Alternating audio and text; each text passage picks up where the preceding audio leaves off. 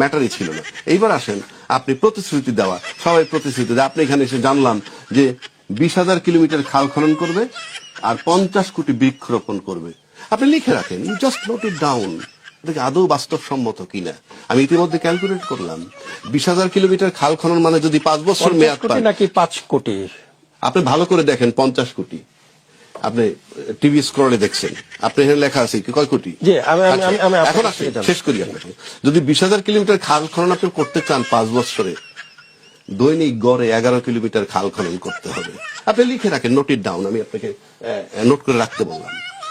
50 কোটি বৃক্ষরোপণ যদি আপনি করতে চান, প্রতিদিন 2,73,000 গাছ রোপণ করতে হবে। লিখে রাখেন, দেশটাই তো থাকবে না। 20,000 কিলোমিটার খাল খনন করলে সব নদী, আর 50 কোটি বৃক্ষরোপণ কইরে দেখেন তো দেশে ল্যান্ড থাকে কিনা। একটা কথার কথা বললাম। সুতরাং আপনি মানে সবকিছু ভায়াবল, বাস্তবসম্মত, গ্রহণযোগ্য হতে হবে। আমরা হতাশ হচ্ছি প্রতিদিন। এখন যদি বলেন আপনি হতাশ হলে কি আসে যায়, কিচ্ছু আসে যায় না।